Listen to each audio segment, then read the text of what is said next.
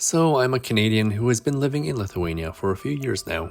Prior to moving here, I knew very little about the country. Of course, now I can say I've learned a lot about Lithuania, its history, and its culture. Sure, there's always more to learn, but I've definitely come a long way. Living here, I've gotten the sense that Lithuanians have a special bond with Latvians. They're neighbors that share centuries of history and culture and have common linguistic roots. Most noteworthy in terms of modern history is the fact that they suffered together under Soviet occupation and rose up together to demand their independence. And so on that note, if Latvia is the best friend of Lithuania, then it seems to me that Russia is its worst enemy. This is one thing that I feel has become quite clear during my time in the country. So why exactly do I think Lithuanians hate Russia, and even Russian people in general?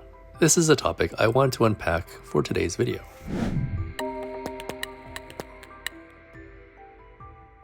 Okay, so for a lot of people watching, it will be such an obvious topic. It's like asking why it hurts when you fall down, or maybe equivalent to asking why Ukrainians hate Russia.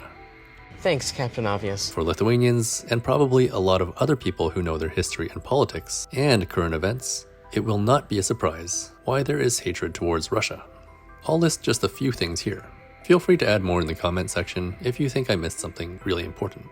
So the Russian Empire occupied Lithuanian lands at the end of the 18th century through to 1918. Bolshevik Russian troops invaded Lithuania on December 1st, 1918, prompting an 8-month war. And then, against the will of many, the Soviets occupied Lithuania for about 50 years between 1940 and 1991. The most recent, decades-long occupation is still remembered and felt by Lithuanians still alive today. This occupation was characterized by the seizure of property, the deportation of hundreds of thousands of people, and the imprisonment, execution, and/or torture of many. A government history page has this to say: the occupation government and the puppet communist structures it appointed persisted in conducting genocide, although not physical as before, except occasional killings, but economic and cultural, to Sovietize, colonize, and fully absorb Lithuania into the quote-unquote unified and external Soviet Union. When Lithuanians rose up and declared independence, Soviets tried to hold onto power, and the struggle resulted in the deaths of 14 people on January 13, 1991. The year prior, an economic blockade by Russia led to crippling shortages of essential items. In July 1991, 7 Lithuanian officers were shot and killed at Medininkai border post by Russian special police forces. And in more recent times, there have been Russian cyber attacks against Lithuanian state institutions. And while Russia's annexation of Crimea and its full-scale invasion of Ukraine aren't direct attacks on Lithuania, the consequences have certainly impacted the country negatively. Finally, I don't know if it's just something that appears on my YouTube videos as comments, or if it's a very common and widespread sentiment, but it sounds like many people are frustrated by generations of Russians living in Lithuania who apparently don't bother to learn or speak the Lithuanian language. And I think given all the negative history with Russia, the insistence of speaking Russian is just a daily reminder of historic trauma. At least that's my take on it. I know a few Russian people living in Lithuania, and I do wonder if there is this tension in their identity and public sentiment. I didn't get a chance to talk to them about all of this, but I did interview Konstantin Message of the YouTube channel Inside Russia about his thoughts on being Russian in a time of such turbulent geopolitics, where Putin and his military continue to give Russia and Russians this bad reputation. In case you don't know about the YouTube channel Inside Russia, Konstantin discusses what's going on in the country that Western media may not know about, and what Russian media would probably not be able to discuss or make public. See how Russian propaganda works. Тревожные сообщения снова приходят из приграничных населенных. The entire Kaliningrad province is doing fantastic, and they illustrated the story with the shots of a beautiful, obviously actively developed city. Instead of Kaliningrad, they showed Poland, the city of Elbląg. Bravo, Russian propaganda, people. That news video report has been erased from Russia One archive and from all Russian state control informational space. So I was first curious about general support for Putin's war. Konstantin has since left Russia to live in Uzbekistan, but I still want to get his sense of how his fellow countrymen feel about what's going on. My opinion is subjective. It's only what I see, watching and reading the media, being a part of inside of Russian society and so forth. But the support for war has evolved. I think it's diminishing. When Russia invaded Ukraine, when the war was never declared, actually, it was just treacherous attack, okay? The society started splitting into two parts. One part, people were saying, what the hell are you doing? This is madness. You're attacking Ukraine? And another part was saying, well, we're denazifying. Or they went along with the official party line, so to speak.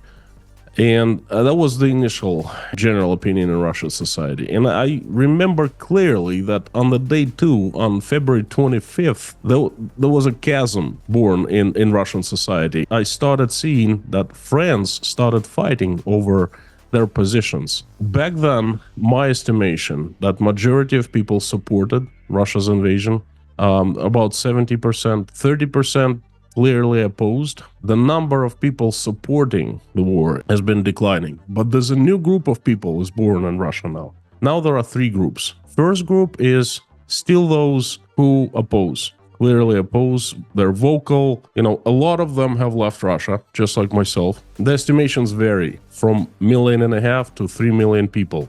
There are a lot still remain in Russia, and they oppose. And some are vocal, some are not so vocal, because this group of people is being harassed by Russian government. So that's one group, and it's still the minority. And those who support the war, they still think that Russia is doing the right thing, helping Ukrainians and all this. They have become not the major group. They cease to be the major group, so to speak. The third group is born. I call that group those who live inside their own bubbles, the silent ones. There are so many people that I speak to them every single day. They refuse to think about what's going on in Ukraine. Because when they start thinking, when they start asking questions, tough questions, they start to think critically. They start to start making their own opinions. And you know what? It starts hurting. They understand the truth.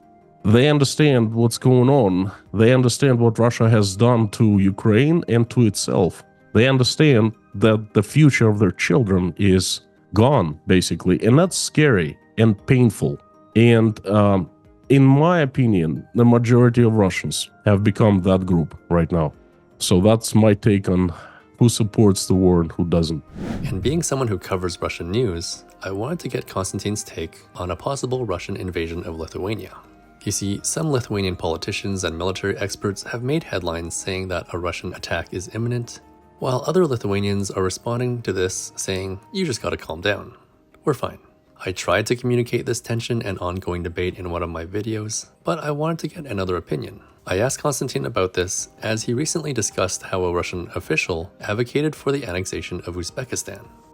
That's not a politician, but that's a Voyenkor, Z patriot, and official, I would say, official. He's in the public committee of the Ministry of Defense, and people who were so lenient with Russia, who were so pro-Russia, they started crying wolves. So I think that Lithuanian politicians, not just Lithuanian, I think it's safe to say it's about the Baltic state, Estonia, Latvia, and Lithuania, right?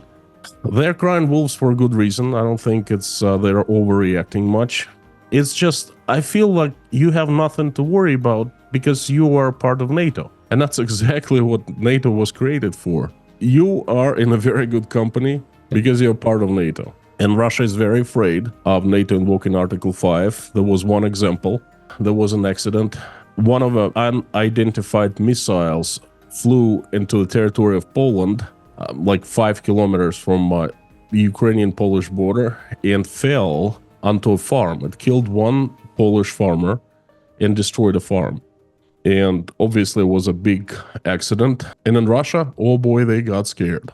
They were running around, the politicians, the Z patriots, the propaganda, and they were literally screaming, it's not us, it wasn't us, hey, don't blame us, it's not our missile, it's not us, okay? Then they were afraid. And of course, NATO got together and they discussed about invoking Article 5. Holy moly. It was out there in public, I just remembered. So they are very afraid that Article 5 will be invoked. And I don't think that Lithuania is under threat, at least immediate threat for Russians to come in and seize the country. That the current circumstances, I think it's impossible. But if you weren't part of NATO, that would be a completely different story. You see, historically, Lithuania, Estonia, and Latvia, they were on the edge of resisting the Soviet regime. They were always considered troublemakers, okay? They were the farthest from being a part of the, this communist empire. But they were considered the most disloyal republics of the USSR, okay? And they proved that very much because the Baltic states were the first ones to secede from the USSR. We'll remember that. So if you were part of NATO, I think the threat would be very real. Kind of threat that is mounting against Moldova right now. Russian politicians are openly saying that Moldova is misbehaving. Russia cannot let Moldova become NATO, and you all heard that Transnistrian senators, deputies, whoever they are, they got together and asked Russia for protection, and that's usually how it starts. And finally, I was curious about how Konstantin felt as a Russian person living abroad. Is he treated differently with his Russian passport, maybe as a Russian national? Yeah, how does he feel about all of this internally too? A lot of people are happy that Russians came to Uzbekistan. They're saying, hey, welcome to our country. As long as you behave and respect our traditions and culture, you're welcome to stay here. And please give us your experience, give us your knowledge of expertise, work for our companies and so forth. So we have not had any problems here in Uzbekistan. Kazakhstan is a different story. So I crossed a border and walked into Kazakhstan. And I was immediately approached by a fellow, and I thought he would be offering me a taxi cab ride or something like that, exchange money. But I was with my wife and with my son, and he started asking me, "Why'd you come to Uzbekistan? You're Russian. What are you doing here? Go back home." I said, "Well, where is my home?" He said, "I don't care. Go back to Moscow. Fight there." I said, "Hi, defend your country." It was just he was not happy that I was Russian. I came to Kazakhstan. I traveled to Turkey, met quite a few Ukrainians there who didn't know what my stand about the war, didn't know who I am. They were very civil, basically not obviously not friendly, but very civil, very normal people, okay? I never hid that I'm Russian and I speak Russian. At first, I wasn't feeling easy about that, but hey, then later I decided, I'm not gonna hide it. And if I get heat for that, if I get insults or whatever, then be it. Hey, my country is doing this to Ukraine and this price for pay. And I am partially responsible because I wasn't doing much for 22 years. I was paying taxes.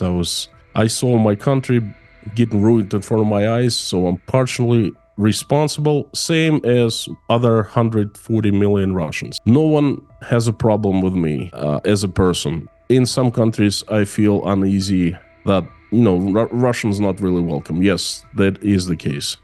This is probably the best time to mention that Konstantin is the creator of the Tashkent International Breakfast Club, a group where Russians and Ukrainians meet regularly to support one another, make amends, and heal in light of everything that is going on with the invasion. Просто спасибо вам всем за то, что вы на нашей стороне и что не пошли уничтожать украинцев. Так что всем низкий поклон. Konstantin actually has some relatives living in Lithuania and has been here in the past. So wrapping up our interview, I gave him the opportunity to send a message out to Lithuania and Lithuanians. I'd like to say thank you very much to Lithuanians. You are absolutely awesome people. Many Lithuanians come to the channel, to the live streams of Inside Russia, and they send warmest words of gratitude and encouragement to me. This is fantastic. I've been to Lithuania once. I have relatives, distant family living there since 1930s when they were oppressed by the Soviet regime and sent to Lithuania. So there are 3 generations of that family. I visited them in 1988. I found Klaipėda being fantastic place, just excellent city.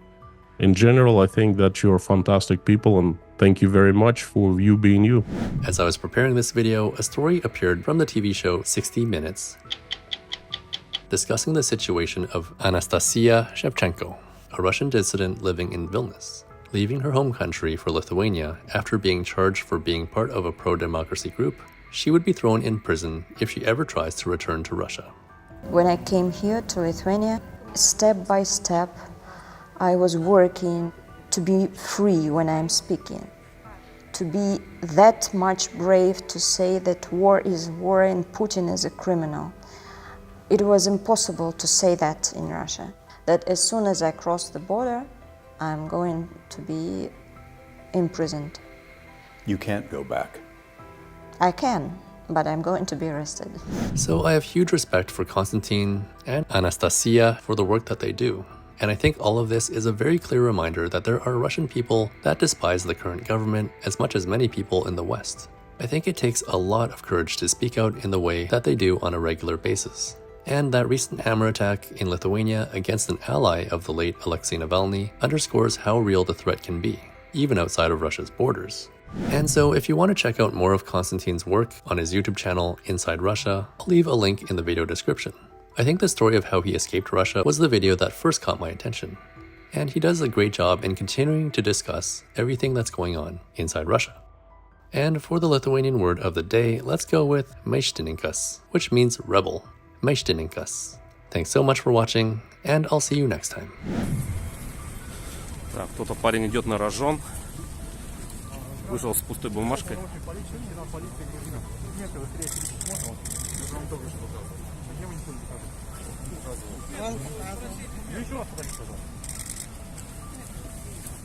Молодец!